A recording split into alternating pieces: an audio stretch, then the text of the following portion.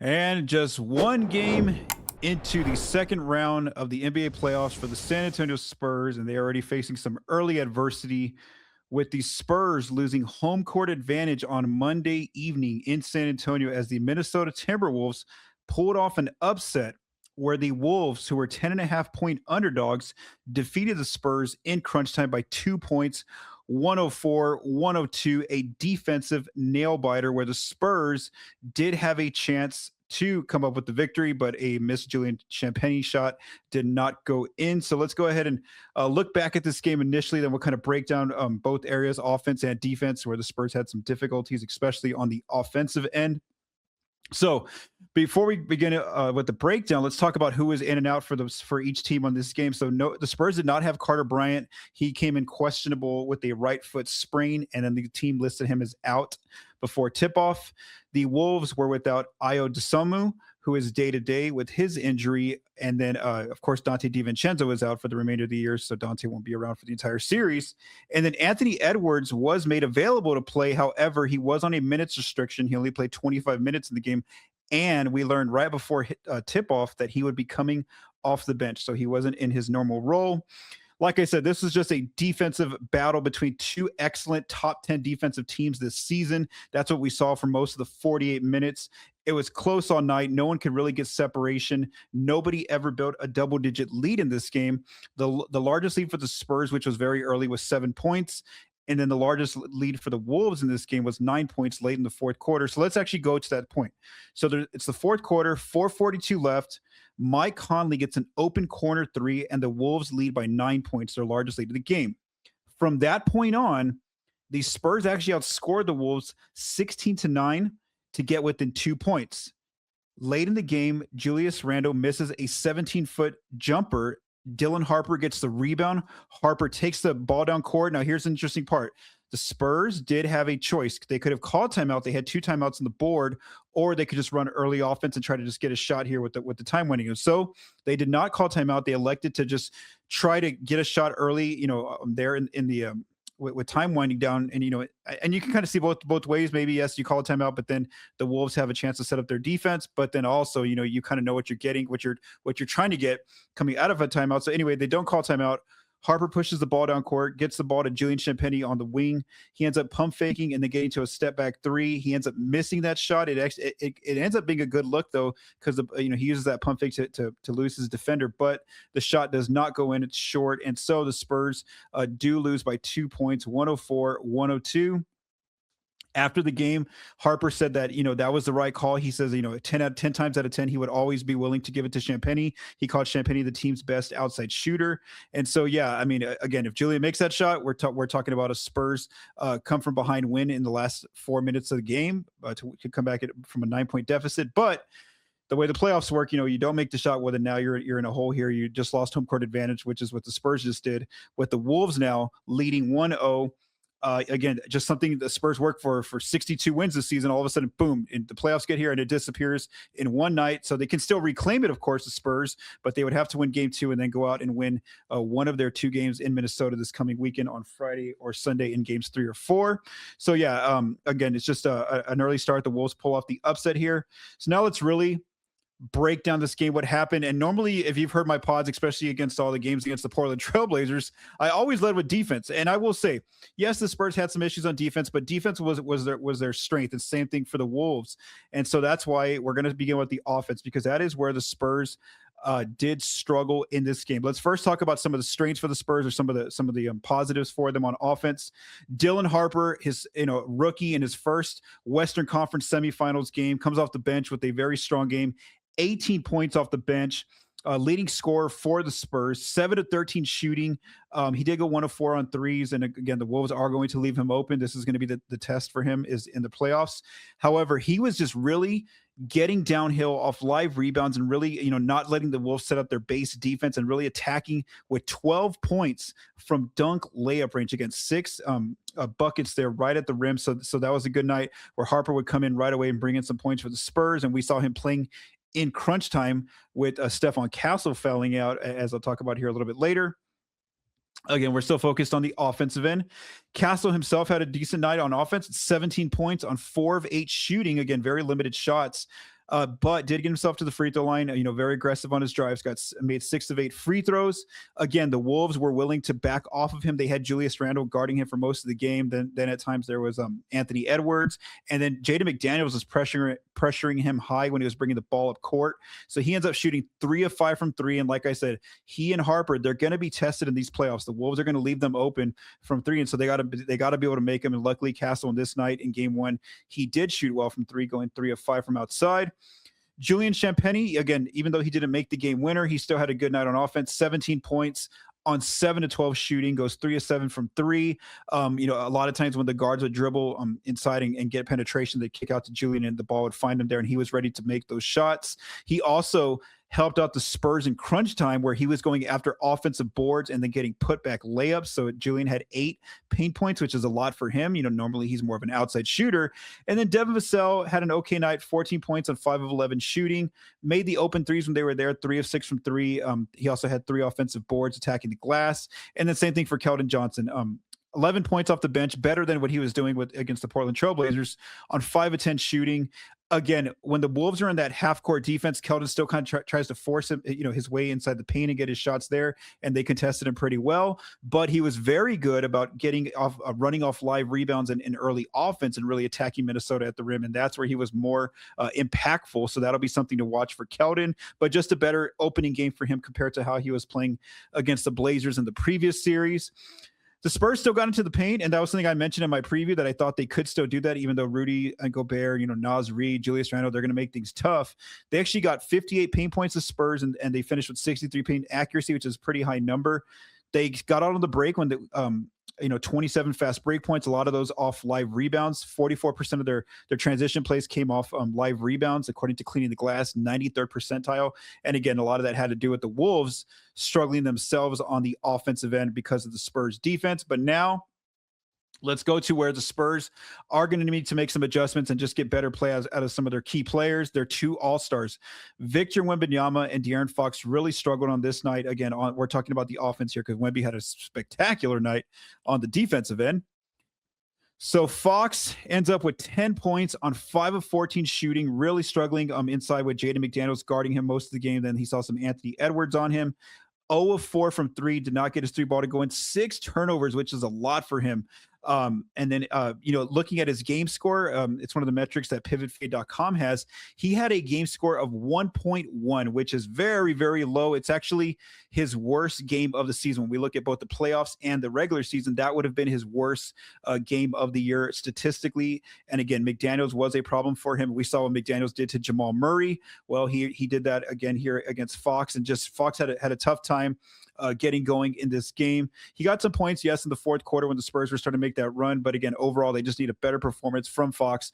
We'll see what adjustments the Spurs can make to allow him to get going a little bit better, get away from McDaniels. And we do want to know, it took him a while in that previous series against Portland with Toumani Camara guarding him. It took him almost to like game 4 and 5 when he finally got a little bit more comfortable getting to his spots in the offense.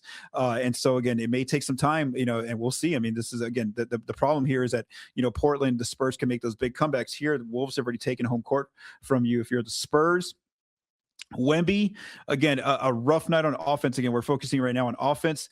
Only 11 points on 5 of 17 shooting from the floor. He went 0 of 8 from 3. And, if you listened to my preview pod, if you read my work over the last few days building up to the series, I talked about how, yes, the 3-ball is going to be to Rudy Gobert is not comfortable going out there. He likes to play drop defense. He doesn't like coming off that DHO action for a shooter like Wemby. And so the shots were there for Victor. A lot of those were really good looks. There was some, contested looks, but other than that, a lot of them were good looks, but he just could not get one single 3 to go down. 0 of 8 from 3. So again, if some of those get back to his usual levels, then, he's going to see his offensive numbers uptick. And he mentioned like 3 or 4 times in his post-game interview, if I had just made more shots, if shots just went down. So I think he's going to continue to take them and just hope that he finds his rhythm. We also have to note that, the Spurs came off a long break. It was pretty much a week off since they last played basketball. But, you can give that excuse to Victor and Fox here. But, that's not the same for like guys like Castle, Champagnie, Vassell. They all made threes, So again, everybody had that week off. So again, we'll see if Victor can get his 3-ball going, because that is one shot he definitely needs in this series. It's going to be there for him, like I said. Because the Wolves are going to pack the paint against him like we saw. They had a lot of – even though he had I think 10 paint points. A lot of it was later, him, operating at a transition on a live rebound and really attacking Rudy or going downhill, just like out of a play right away. And so those plays aren't as easy to find against this Wolf defense as they're loading up inside. We saw that he had no alley finishes, and then he also ended up with 3 turnovers. And then I will say something that we saw in the regular season was that Julius Randle in the fourth quarter in crunch time, he was the player guarding Wemby, and he does a pretty good job of staying in front of Victor, using his size, using his chest to body up Victor, not let Victor kind of get past him or him having to settle for some tough shots. So again, he knows what the Wolves are going to do to him on defense. So he just has to. The Spurs have to figure out how they're going to work this out for him. I did see a few times where they tried to go to one of their plays, the Spurs, where they had Victor come off that elbow screen to kind of get a mismatch, but like the Wolves switched it fast. McDaniels, Anthony Edwards, they're able to switch that so much quicker because they have a lot of good lengthy defenders out there. So we'll see what adjustments the Spurs can make to get Victor going. And again, I think a lot of it does have to deal with him just making a few more, making some 3 balls. I think those shots will be there for him in the series. And we saw it happen. I mean, Nikola Jokic, the previous series, he struggled from 3, and that's what allowed the Wolves to really contain Denver's attack inside. So if Wemby can't get that 3 ball to go down, then it's going to be a very tough series for him offensively. Going back to the Spurs as a team as a whole on offense, some of their struggles, they only made 10 threes. And that was something I noted about the Wolves, is that they really, limit the number of threes that opponents take. The Spurs had a rough shooting night from 3 overall. A lot of this, again, has to do with Fox and Wemby struggling. They shot 28% from 3 as a team accuracy, and that usually means the Spurs loss is usually when they struggle from outside. They shot 2 of 11 on the corners, again, so they got to try to work on that, because even in round 1 against Portland, their corner 3 accuracy was not very good compared to the regular season accuracy. So that's definitely something to watch.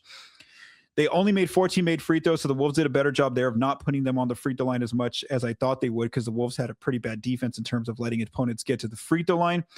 The Spurs, of course, by not making a lot of shots, they only had 24 assists. They only ended up with 102 points total in the game. So again, a huge struggle on offense. And then they are now 0-2 in the playoffs in crunch time. So again, that first game, that second game, game 2, when Portland won in San Antonio, where Victor, ended up leaving with a concussion, the Spurs could not execute there in crunch time. They got beat by the Blazers there. And then now in this one against the Wolves, they were able to execute a little bit better, but they also couldn't get consistent stops. And so they are now 0-2 in crunch time in the playoffs. And then their half-court offense, of course, struggled, 80 points per 100 per cleaning the glass, 9th percentile. All right, now let's move on to the defense. The Spurs had a solid night here. And, normally when you hold an opponent to 104 points, that's actually an excellent defensive night. But because both teams were kind of at that level, it was just like a, back and forth game. There's just going to be those small little details that will stand out why I would say it was more so a solid game defensively. So here are some of the strengths for the Spurs on defense. They held the Wolves below 30 points in 3 of the 4 quarters. However, Minnesota did put up a 35-point quarter there in the end, in the fourth quarter, that allowed them to win the game and, build that 9-point lead early, or, middle of the quarter. They only made 10 threes. The Wolves, they had a lower 3-point volume. They only scored 52 paint points against the Spurs, which is pretty low for them. They didn't visit the free throw line much, just 12 made free throws. I mean, they actually got some visits to the free throw line, but I would say that they actually struggled to shoot from there, the Wolves, and that's more on their part. They left a lot of points at the free throw line. They only scored 10 fast break points against the Spurs. So again, it's a pretty decent transition defense from the Spurs. And then look at this number, 14 blocks from the Spurs. Wemby sets a new NBA playoff record with 12 blocks in the game. So Victor had 12 blocks, all inside within about, like, I'd say like 2 to 6 feet is kind of where he blocked everybody's shot at. No matter if it was floaters, layups, try to put back layups. He had a piece of everything. Several times the Wolves players wanted goaltends, but no, they were clean blocks. So Wemby ends up with 12 blocks on the night, a NBA playoff record. And of course, the Spurs half-court defense was just as good as Minnesota's, holding the Wolves to 82.6 points per 100 in the half-court, 13th percentile for Minnesota. Very rough night for Minnesota in the half-court when the Spurs could stop them there. But again, in a very close game, you do kind of focus on the details, the areas where the Spurs did struggle. So let's talk about some of the players that got going for the Wolves in a low-scoring game. Julius Randle, he was a player that I expected could be a problem for the Spurs. 21 points, not on the most efficient shooting night, 8 of 20 shooting, 5 turnovers. But again, there's just a small little place. He really got a lot of buckets there in the fourth quarter. And I will say the Spurs contested them pretty well, but again, they just don't have the size out there. And I do wonder if Carter Bryant, had he been healthy, if he would have got more minutes there in the fourth quarter against Randall. Randall ends up with 10 paint points. And he also got 5 offensive boards, which is something to watch for the Spurs, is the offensive glass. Now, again, Stephon Castle was his primary defender for most of the game, but again, he ended up getting in foul trouble and ends up fouling out. So that's kind of one of those questions is, yes, the Spurs like Castle on him, but, is Julius going to get Castle in foul trouble? And then on top of that, Castle's having to guard Ant at times. Because what I noted too in my season preview was that Castle did foul out as well in one of the regular season games against the Wolves. So that could be a pattern that the Spurs have to watch. Anthony Edwards, like I mentioned, he was on a restriction for 25 minutes, minutes restriction, ends up with 18 points off the bench, 7 of 13 shooting, 2 of 4 from 3. He really got going early. I think it was in the fourth or the third when he had a little run going, and you could just tell he looked like Ant again, ready to go. Again, Castle was on him whenever he was in the game, and then at times they would put Fox on him or Vassell or Champagnie. Terrence Shannon Jr. got to start, and he didn't have the greatest night shooting the ball, 16 points on 5 of 13 shooting, but he was just a blur in the open court and how fast he can get to the rim. I mean, he got 10 points from dunk layup range, and then also visited the foul line multiple times for 6 of 8 shooting from the free throw line. If Ayo Dosunmu is ready to go for game 2, I am eager to see does Shannon still start, or do they go back to Ayo and his normal bench role? Had the Wolves been fully healthy when Dante used to start? So again, that'll be an interesting question. But I will give props to Shannon. He had a great game against Denver in that closeout game, and then here in game 1 against the Spurs, he really stood out to me, especially in that third quarter. Again, his speed is just something the Spurs haven't seen a lot. And their guards had some trouble staying in front of him. And then even the bigs like Luke Cornett, several times he beat him as the help defender there at the glass. Jaden McDaniels also was in foul trouble for most of the night too. He had to watch himself there. I think he had 5 fouls he ends up with in the game. But he ends up with 16 points and 7 of 14 shooting. I will give the Spurs credit. It looked like almost all of his makes were very, very well contested. He would make them from floater range, mid range, right at the paint. And again, that was something that I noted. Those are the areas he likes to score from. He's more so a player who likes to score off DHO action, some pick and roll. But I will say the Spurs, forced him into some tough shots, and he still made them. So give him credit there. McDaniels with 16 points. And then here was one of the veterans who really stepped up for Minnesota, Mike Conley, just ready to shoot those open looks at the Spurs. When they would over help out on Ant or on Randall or somebody like that, and the Wolves would move that ball around. They get it to Conley, and then Conley just steps up with 12 points, makes 4 of 7 threes. I mean, he just has a really clean jump shot every single time the ball went in. It would just swish right through the net, just a pure jump shot. Also 6 assists, and I will give him credit too. Even though, yes, the Spurs try to target him on defense, they were trying to put him in a lot of pick and roll action. He was just like that veteran who didn't let the Wolves get pressured or forced a lot of turnovers. They had a very low turnover number, and a lot of that has to be contributed to Conley, or attributed to Conley, that veteran just running the ship for them, and then just ready to hit those open shots if they're there for him. Naz Reid came off the bench with 12 points, shot 4-7 from 3, 6 assists. Again, there's a few times when Wemby likes to play drop, and the Wolves would go like DHO up top, and Naz would get a wide open look. The Wolves did shoot, even though they had a low volume of threes, they actually shot well. They shot 38% from 3, and that's considering they were missing their best shooter in Dante DiVincenzo. They had 52% paint accuracy, which is actually a pretty high number for them. Or maybe, I don't know where that one should go. I have to look back at that one. 52% paint accuracy. That actually sounds pretty low. Maybe it went on the other side. But I want to talk about how the Wolves are more like, they're a veteran team. So their head coach Chris Finch, he's going to experiment and do different things defense on offense to try to figure out how he can get his guys either open shots from 3 or get them more looks at the paint. And one of the ways he did that was he was trying to get Wemby moving all over the place. A lot of times, whoever Wemby was guarding, they were having him be involved in the pick and roll action to get Victor kind of higher up top, and then that would leave the rim exposed. That way, somebody could get downhill, or there could be an offensive putback. That happened several times.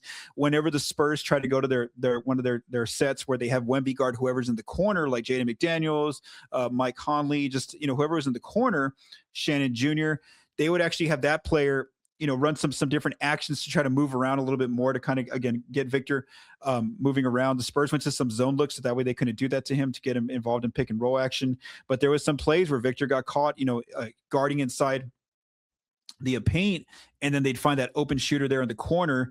And they actually had an excellent night. The Wolves shooting from the corners. They went 5 of 5 from corner threes. Again, it wasn't that many, but again, I think that's one thing the Wolves are going to do compared to someone like the Blazers, who didn't have that much playoff experience with a lot of their younger players. And so I think that's where they're going to figure out ways to try to get Victor away from the rim. So that is definitely something the Spurs need to watch for and learn some counters for. And like I said, I think the Spurs did try some stuff, like when they were trying to involve Wemby in high pick and roll action. They would actually have him. They went into like a zone look. That way they couldn't. They had somebody else. Just up top. The Spurs also had a low number of steals, just 4 steals. Again, that goes to credit to the Wolves for taking care of the ball. The Spurs did allow 12 offensive rebounds. It's just 2 more than their season average. But again, that's going to be somewhere to watch, is the glass with those bigs. Rudy Gobert, Naz Reid, Julius Randle, those players, Jaden McDaniels. They just have a lot of length, the Wolves. And so the Spurs did allow 20 second chance points. And again, in a very close game that ends up being very costly. And of course, because the Spurs struggled to shoot on offense, the Wolves got out on the break more. They got 35% of their frequency of live rebounds, should I say. That's in the 75th percentile per cleaning the glass. So again, it was really more so about I would say, if you had to blame one thing for the Spurs loss, it was their offense. Again, their two stars, Wemby and Fox, really struggled, shooting the ball. What were they combined? 10 of 31. Yeah, 10 of 31, 0 of 12 from 3. And so, yes, that sounds awful, of course, but the Spurs only lost by 2 points. Again, if Julian makes that shot there at the end, or maybe the Spurs call a timeout and they execute something out of the half court, maybe we're talking about a Spurs win here. And we say that they narrowly held on, to protect home court. But, this is the playoffs. They ended up losing. And so they are now 0-1 in the series. So let's just kind of look forward to the rest of the series, or, the next game at least. So game 2 will tip off on Wednesday in San Antonio. The Spurs definitely need to try to win this game, so that way they can at least, be 1-1 heading back to Minnesota on Friday. And then, of course, on Friday or Sunday in games 3 or 4, they would try to get home court back. But again, they really got to try to win this game coming up on Wednesday to try to at least go 1-1. Now, what we'll be watching for on tomorrow's injury report, on Tuesday's injury report, we're going to see if Carter Bryant is ready to go for game 2 on Wednesday, and also Ayo Dosunmu, is he ready to go? And then will Anthony Edwards, but this will be more so a question for Wednesday, will Anthony Edwards be back in the starting lineup, or are the Wolves still going to have him on a minutes restriction and also coming off the bench? So again, those are some questions we'll watch for in game 2. Make sure to visit the spotupshot.com. I will be, breaking down some film on this game, looking more so more in depth at the numbers. This is just my initial reaction and observations coming off the loss here this evening that the game just concluded. So thanks for checking in to this latest episode of Small Market Bias. Have a good evening.